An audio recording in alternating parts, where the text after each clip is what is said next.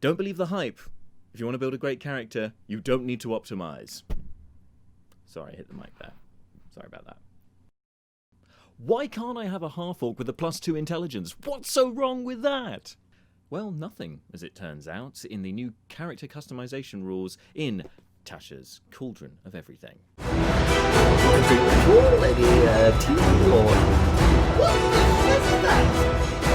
Dungeons and motherfucking Dragons! So first of all, hope you've been having happy holidays. I've been very lucky myself, getting myself a copy of Tasha's Cauldron of Everything. I've been waiting for this, but I got it for Christmas, and so I've had a good old read in the last couple of days. And I'll be releasing content in the future talking about some of the many different things that Tasha's Cauldron brings up. But in today's one, the first one, I'm kind of focusing on the character customization options and really how it plays into min-maxing.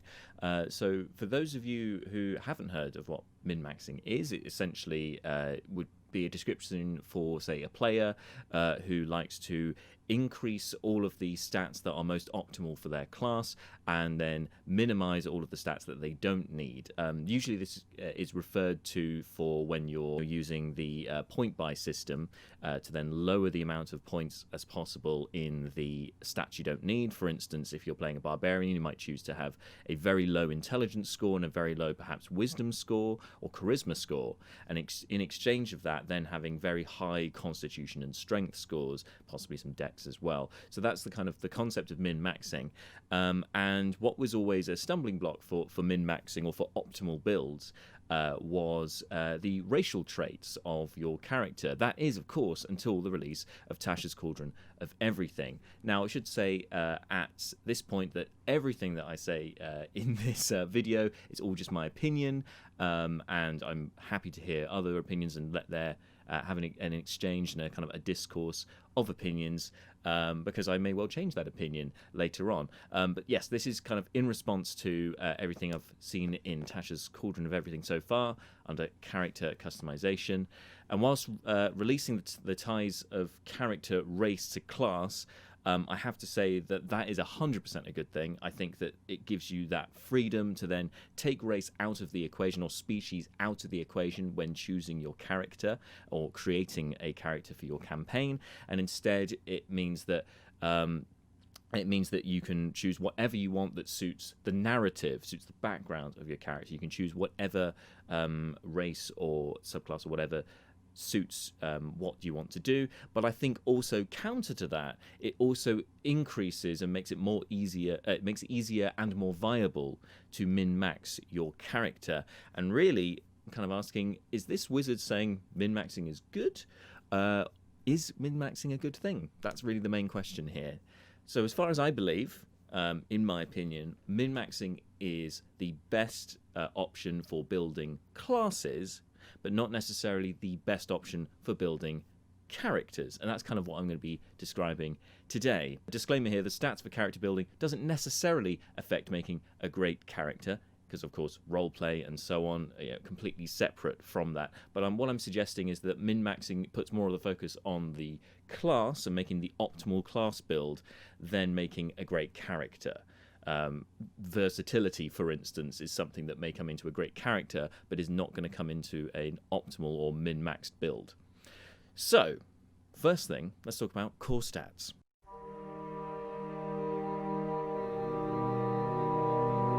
Now, of course, core stats are important to build a functional character, but this is to make your player character functional rather than making them a great character. So, for instance, a cleric is going to need a good wisdom score in order to be optimal with their spellcasting and whatnot. You're going to need at least some of your points in wisdom because that's what you use to cast your spells. So you're going to need a good wisdom score for that class to make it functional rather than great.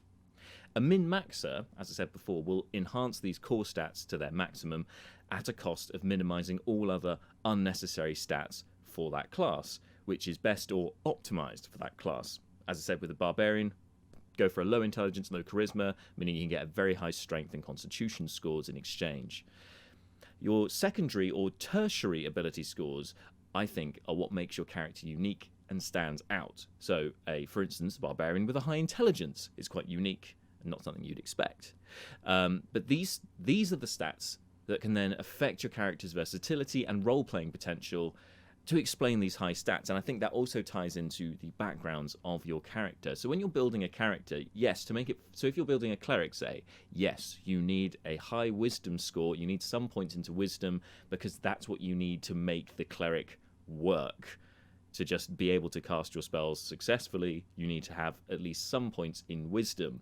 But after that, everything you choose after that, do you go strength? Do you go dexterity? Do you perhaps go charisma, maybe? Whatever you're choosing to do, your secondary or tertiary stats, I think, are going to define your character more so than the primary stat. The primary stat more defines your class. Secondary, tertiary, more unique, more about your character.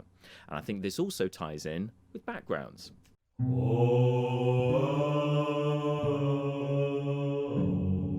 So, when you choose your background, I would say that the background is critical for making a great character, but less important for min-maxing. And here's why I think this.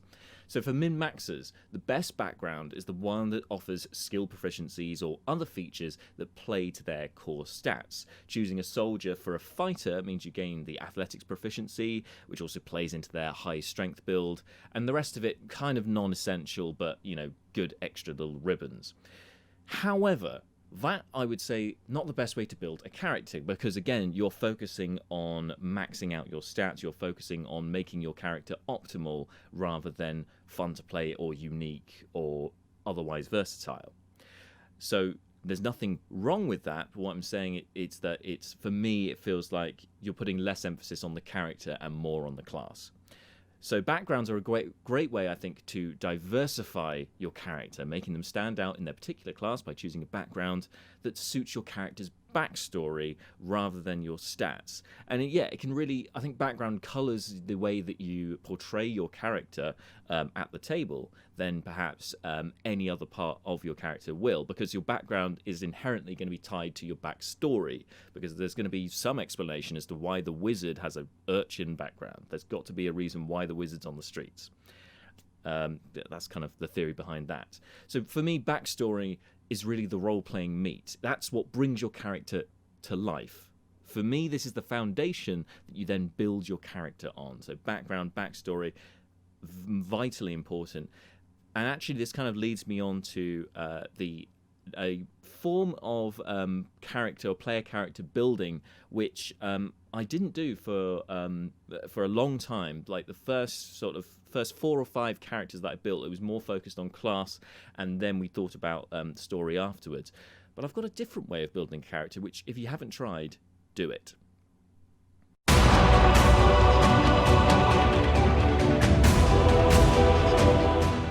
Okay, so the release of Tasha's separates your character's race or species from its class.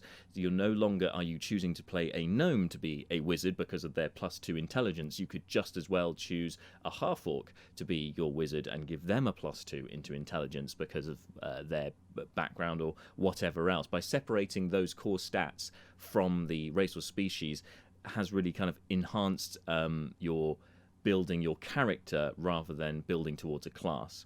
So by building the character first, you separate the class from your character, which I think is vitally important. As I said, if you've never tried this, do it. You may be surprised by the results. So think of a concept for your character. Ask yourself questions like, where did they come from? What have they been doing up till now? Why have they become an adventurer? Just really basic questions like that. If they have arcane powers, if they're a spellcaster, how did they attain those powers? If you're stuck, I'd also recommend in Xanathar's Guide to Everything, there's a whole series of tables which offers some great sources of inspiration for family, home life, life events before adventuring, and so on. And yes, you can roll for them. They've got them in dice charts if you want to roll for them, or you can just use them and just kind of pick the ones that are most suitable to just kind of get the creative juices flowing. It's really a great source of inspiration on its own.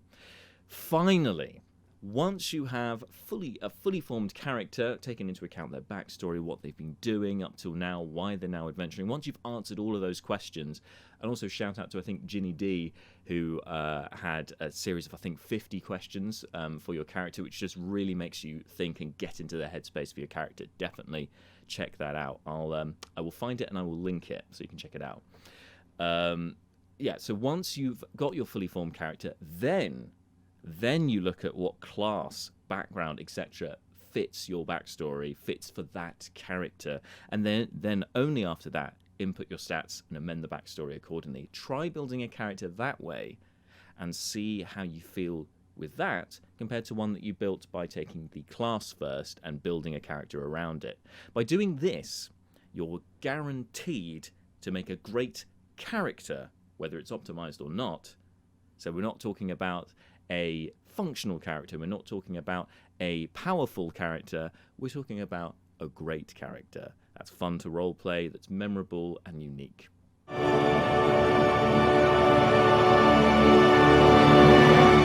So, in conclusion, there's nothing wrong with making your character good at what they do. I think that's one thing with min-maxing is kind of given a bit of a bad name. It's kind of used as an insult half the time, that, you know, you're a min-maxer.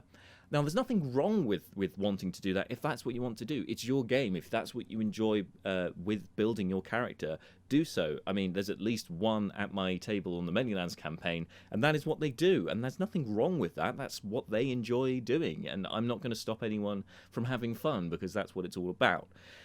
There's nothing wrong with making an optimized character or a min-maxed character. If this is what makes you enjoy the game more, do it. Quite simply. But to make a great character, all I'm saying here in this video is that you don't need to do either of those things. If you want to make a great character, you can separate your character from class, you can separate your character from stats.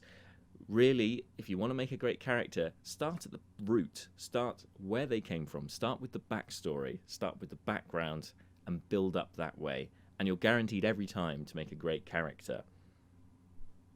Then you might even be surprised at what class you come up with. Might even be a multi-class, if your DM allows it, but we'll see. Anyway, so that was a very short video on min-maxing. If you liked your content, please like and subscribe to Slice and Dice. I will have some more Don't Believe the Hype videos coming out in the new year. I'm definitely going to be focusing more on some stuff in Tasha's Cauldron of Everything. I think the next one may be looking at all of the variant or additional rules, additional features for each class. I think that'll be a fun one to do. Also, if you haven't done so already, join our Discord for Slice and Dice. There's a link to that as well, which I'll put below this video. And you can join in the conversation and also vote on what our next Don't Believe the Hype video should be. Anyway, whatever you're doing, stay safe, have a great New Year's, and we'll see you in 2021.